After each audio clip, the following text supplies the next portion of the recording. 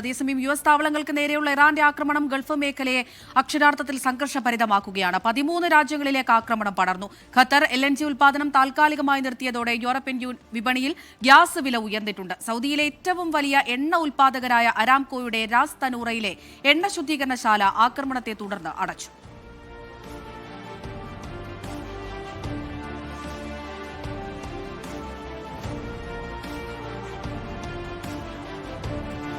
ജലീൽ കണ്ണമംഗലം വിവരങ്ങൾ നൽകാനായി ജിദ്ദയിൽ നിന്ന് ചേരുന്നുണ്ട്. ജലീൽ, ഈ സൂചിപ്പിച്ചതുപോലെ പലയിടങ്ങളിലേക്കും ആക്രമണം കടക്കുകയാണ്. പല മേഖലകളിൽ നിന്നും നിരവധി വാർത്തകൾ പുറത്തുവരുന്നുണ്ട്. അല്പസമയം മുമ്പ് നമ്മുടെ കമന്റ് ബോക്സിൽ പ്രേക്ഷകരൊക്കെ പറയുന്നുണ്ടായിരുന്നു കുവൈത്തിൽ വീണ്ടും ശബ്ദം കേൾക്കുന്നുണ്ട്. അങ്ങനെ പല മേഖലകളിലായി ഇത്തരത്തിലുള്ള റിപ്പോർട്ടുകൾ വന്നുകൊണ്ടേയിരിക്കുന്നു. നിലവിൽ എന്താണ് സാഹചര്യം?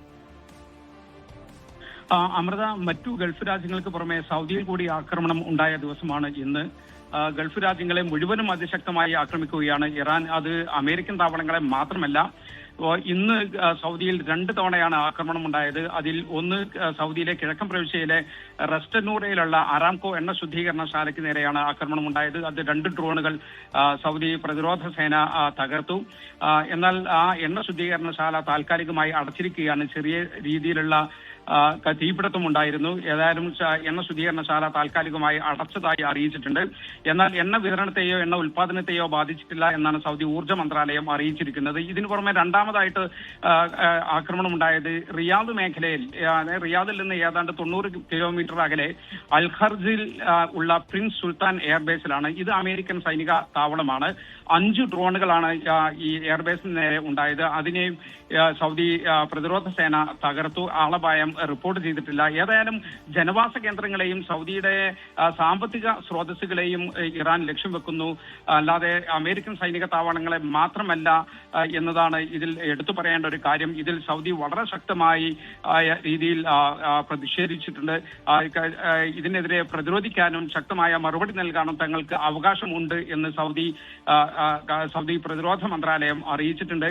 ആഭ്യന്തര മന്ത്രാലയത്തിന്റെ ഒരു പ്രസ്താവന ഇതിനിടയിൽ വന്നു.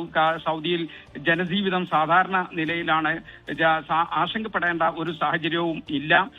രാജ്യത്തിന്റെ സുരക്ഷയും അതോടൊപ്പം തന്നെ രാജ്യത്തുള്ള സ്വദേശികളുടെയും പ്രവാസികളുടെയും ഉംറ തീർത്ഥാടകരുടെയും ഒക്കെ സംരക്ഷണം സൗദിയുടെ ബാധ്യതയാണ്.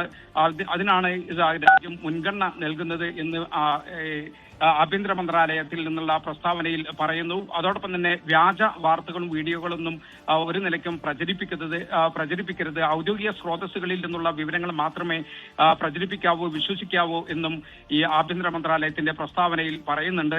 സൗദിയിലെ വിമാനത്താവളങ്ങളും സ്കൂളുകളും ഷോപ്പിംഗ് കേന്ദ്രങ്ങളും അതോടൊപ്പം ഓഫീസുകളും എല്ലാം സാധാരണ നിലയിൽ ഇപ്പോൾ പ്രവർത്തിക്കുന്നുണ്ട്.